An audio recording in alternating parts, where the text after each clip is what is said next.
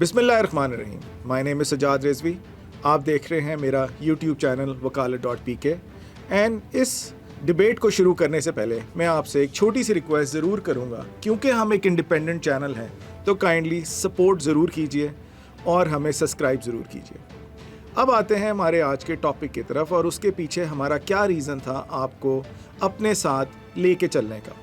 इसके अंदर क्योंकि बिकॉज पाकिस्तान राइट नाउ एक बहुत ही डिफ़िकल्ट टाइम से गुजर रहा है, जिसके अंदर एक वोट ऑफ नो कॉन्फिडेंस के बारे में एक sitting prime minister mister Imran Khan साहब को इम्पीच करने की कोशिश की जा रही है, जिसमें तमाम पॉलिटिकल पार्टीज़ बहुत ज़्यादा सरगर्म हैं। तो इसी चीज़ को मद्देनज़र रखते हुए PTI ने प्रेसिडेंट ऑफ पाकिस्तान के थ्रू मिस्टर अलवी साहब के थ्रू सुप्रीम कोर्ट को अप्रोच किया है फॉर देयर ओपिनियन। इस वीडियो के 3 सेक्शंस हैं। बेसिकली हम कोशिश ये करेंगे कि आपको वो चीज़ें एक्सप्लेन कर सकें जो कि कोर्ट लैंग्वेज में आपके लिए शायद समझना बहुत डिफ़िकल्ट होगा। हमारी कोशिश इस चैनल पे यही रहेगी कि वो सारी जार्गन जो कि कोर्ट्स में बोली जाती है, जो कि एक आम फहम बंदे के लिए अंडरस्टैंड करना काफ़ी डिफ़िकल्ट है, उसको तोड़ के उसको आसान उर्दू में आपको वो पैगाम जो कोर्ट्स में चल रहा है, जो जजेस बताना चाह रहे हैं, जो लोगों के अंदर एक डिबेट को क्लैरिफाई करना चाह रहे हैं, उसके लिए हम आप तक वो बात पहुंचा सकें। इस टॉपिक को शुरू करने से पहले आपको 3 आर्टिकल्स के बारे में बताना बहुत ज़रूरी है। वो 3 आर्टिकल जिसके अंदर पूरी ये कॉन्वर्सेशन और डिबेट फिर रही है, वो क्या हैं?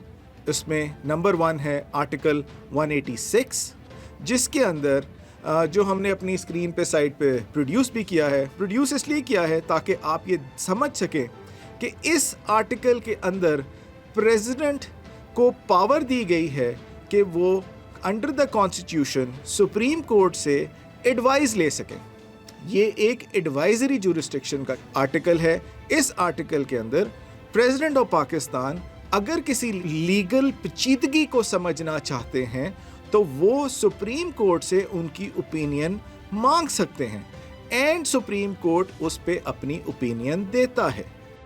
आर्टिकल 186 के बाद अब 2 और आर्टिकल्स, आर्टिकल 62 1F स्पेसिफिकली, जिसके अंदर क्वालिफिकेशन फॉर मेंबरशिप ऑफ मजलिस शूरा कि a person shall not be qualified to be elected और chosen as a member of मजलिस शूरा अनलेस, ये ए से लेके काफ़ी सारे और इसके अंदर सेक्शंस हैं, बट स्पेसिफिकली जो यहाँ पे फोकस किया जा रहा है वो 62 1F का है।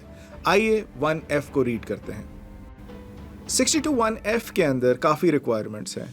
सिगेशियस होना, राइचियस होना, नॉन पिल्फ्रिगेट होना, ऑनेस्ट होना और अमीन होना।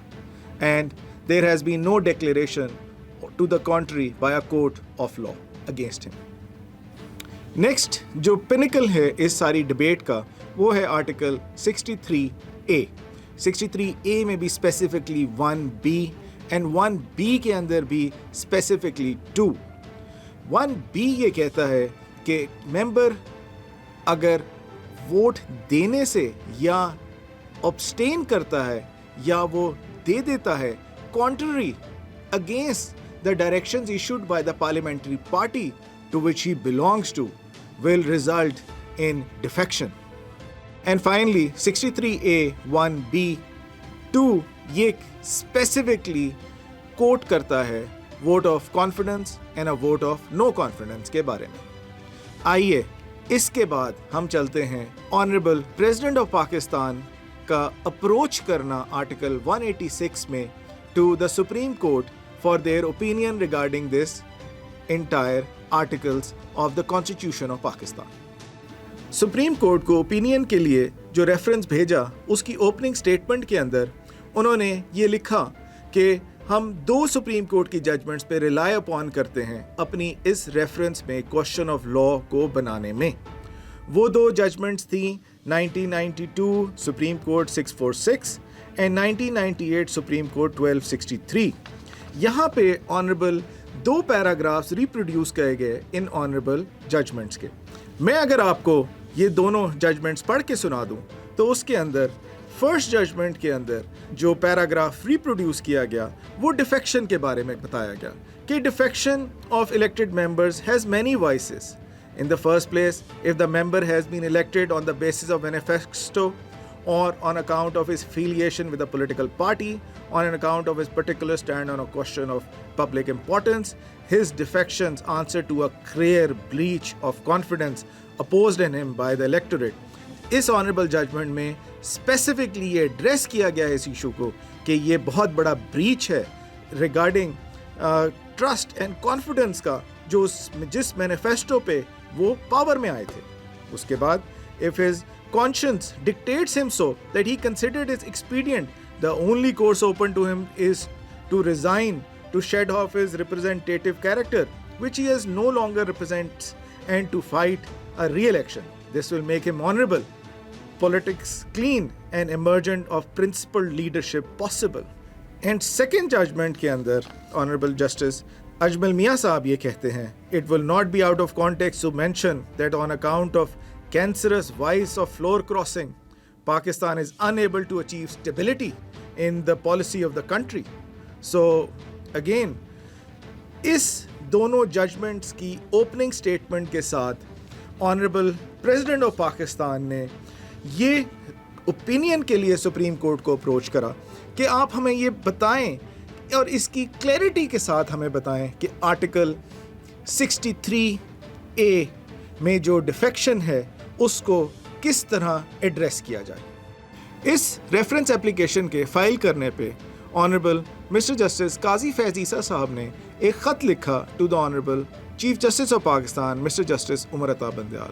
اس خط میں انہوں نے یہ بات لکھی کہ سپریم کورٹ بار کی پٹیشنز اور صدارتی ریفرنس اکٹھے نہیں سنے جا سکتے. سپریم کورٹ بار کی ہفتے کے روز درخواست کی سماعت میں صدارتی ریفرنس سماعت کرنے کے لیے مقرر کرنے کا حکم دیا گیا تھا. خط میں مسٹر جسٹس قاضی فیض عیسیٰ صاحب نے کہا کہ درخواست کے ساتھ ریفرنس کو یکجا کیسے سنا جا سکتا ہے. ایک طرف آرٹیکل 184(3) ہے اور دوسری طرف آرٹیکل 186 ہے جو کہ ایک مشاورتی ریفرنس ہے. اس لیے دونوں چیزوں کو آپس میں یکجا نہیں کیا جا سکتا. خط میں مسٹر جسٹس قاضی فیض عیسیٰ صاحب نے لکھا کہ ایسے اہم آئینی معاملات کی سماعت کے لیے سینئر ججز کو ہی چوز کیا جاتا ہے، مگر یہ یہاں ایسا نہیں ہوا. جج صاحب نے یہ بھی کہا کہ سارا پاکستان کورٹ کی جانب دیکھ رہا ہے. جج کا حلف بھی یہی کہتا ہے کہ وہ اپنے فرائض میں ذاتی مفاد کو بالکل نہ سامنے رکھے. کہاوت ہے کہ انصاف نہ صرف ہو بلکہ نظر بھی آئے کہ انصاف ہو رہا ہے.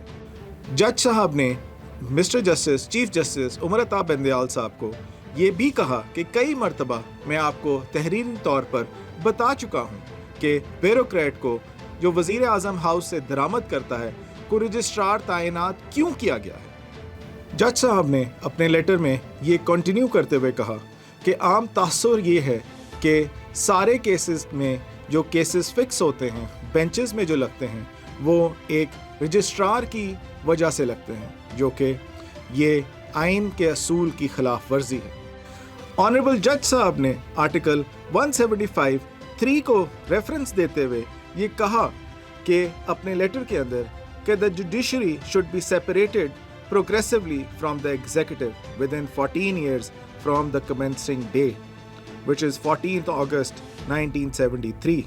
And he said کہ یہ پیریڈ 14th August 1987 کو ایکسپائر ہو چکا ہے. جج صاحب نے اپنے آخری 2 پیراگرافز میں فالوئنگ ورڈز کے ساتھ اپنے سارے اس لیٹر کو کنکلوڈ کرا. انہوں نے اس کے اندر یہ کہا کہ the Constitution specifically recognizes the most senior judge of Supreme Court, including in Article 175(a)(3) and Article 180, and with seniority comes responsibility. انہوں نے یہ بھی کہا کہ the most senior judge also ensures the continuity of Supreme Court as an institution. And as far as I know, every predecessor of yours consulted the most senior judge. اس کے بعد جج صاحب نے آخری پیراگراف کے اندر یہ کہا کہ وہ مسلمان ہی ہے جو ڈٹ جاتا ہے، اور اس کے اندر انہوں نے قرآن پاک کی سورہ لقمان 31 verse 17 کا ذکر کیا. یہ تھی آنریبل جج صاحب کا letter to the honourable chief justice of Pakistan, اور انہوں نے یہ لیٹر کاپی کرا آنریبل ججز آف دا سپریم کورٹ کو, پریزیڈنٹ آف پاکستان کو, اٹارنی جنرل آف پاکستان کو, advocate generals of all provinces and the Islamabad capital territory کو, president supreme court bar association کو, and registrar supreme court of Pakistan کو. ہمارا آپ کو اس لیٹر کے بارے میں ایکسپلین کرنا اس لیے ضروری ہے کیونکہ اس لیٹر کے اندر ہم شور آپ کو واٹس ایپ کے تھرو کسی نہ کسی ذرائع کے تھرو وہ لیٹر جو انگریزی میں خط کیا گیا ہے آپ تک پہنچا ہوگا. اس خط کیے ہوئے لیٹر کے اندر کافی لیگل انٹرپریٹیشن اور لیگل باتیں لکھی ہوئی ہیں, اور ہماری یہ خواہش ہے کہ ہم اپنے فیلو پاکستانیز کو, لا اسٹوڈنٹس کو, and people who are very much inclined to understand کہ پاکستان کے political framework, legal framework specifically میں کیا ہو رہا ہے, تو اس کی انٹرپریٹیشن آپ کو بتانا بہت ضروری سمجھی. ہم نے یہ کوشش کی ہے کہ آپ کو اس لیٹر کے اندر وہ احساسات جج صاحب کے آپ کو سنا سکیں جو انہوں نے اپنے اس لیٹر میں قلم کیے. آپ دیکھ رہے ہیں میرا یوٹیوب چینل, مائی نیم از سجاد رضوی, اور انشاءاللہ ہم ملتے ہیں نیکسٹ ویڈیو کے اوپر. Thank you very much.